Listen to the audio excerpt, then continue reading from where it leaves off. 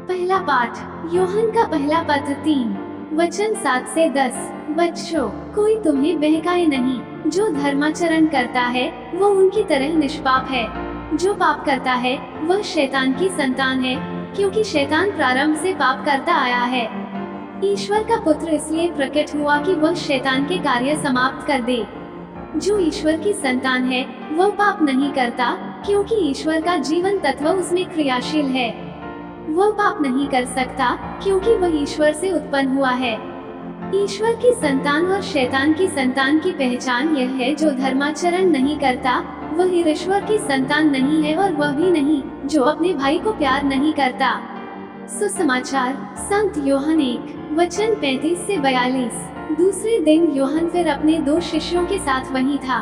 उसने ईसा को गुजरते देखा और कहा, देखो ईश्वर का मेमना। दोनों शिष्य उसकी यह बात सुनकर ईसा के पीछे हो लिए। ईसा ने मुड़कर उन्हें अपने पीछे आते देखा और कहा, क्या चाहते हो? उन्होंने उत्तर दिया, रब्बी अर्थात गुरुवर, आप कहाँ रहते हैं? ईसा ने उनसे कहा, आओ और देखो। उन्होंने जाकर देखा कि वे कहाँ रहते हैं, और उस दिन वे उनके साथ रहे। उस समय शाम के लगभग 4 बजे थे। जो यूहन्ना की बात सुनकर ईसा के पीछे हो लिए थे, उन दोनों में एक सिमोन पेत्रुस का भाई अंद्रेयस था।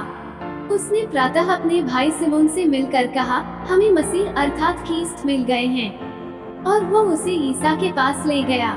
ईसा ने उसे देखकर कहा, तुम यूहन्ना के पुत्र सिमोन हो, तुम केफस अर्थात पेत्रुस कहलाओगे। मनन चिंतन। इस सप्ताह के सुसमाचार का संदेश बहुत सीधा है, लेकिन यह वास्तव में महत्वपूर्ण है। यूहन्ना 2 अनुयायियों को बताता है कि यीशु ईश्वर का मेमना है। ये अनुयायी यीशु के साथ जाने का निर्णय लेते हैं। जब यीशु उन्हें देखता है तो वह उन्हें अपने निवास स्थान पर आमंत्रित करता है। उनमें से एक, अंद्रेयस, अपने भाई सिमोन को यीशु के बारे में बताता है, और वे दोनों यीशु के शिष्य बन जाते हैं। भले ही यह कोई बड़ी बात न लगे, ये सुसमाचार हमें बता रहा है कि यीशु चाहता है कि हम उसका अनुसरण करें, ठीक वैसे ही जैसे अंद्रेयस और सिमोन ने किया था। आज का सुसमाचार हमें याद दिलाता है कि यीशु हमसे बहुत कुछ नहीं चाहते हैं। वो मुख्य रूप से चाहता है कि हम उस पर भरोसा करें और उसकी शिक्षाओं पर विश्वास करें। हम अक्सर चूक जाते हैं क्योंकि हम परिपूर्ण नहीं हैं, और जीवन कभी कभी यीशु के साथ हमारे रिश्ते के रास्ते में आ जाता है।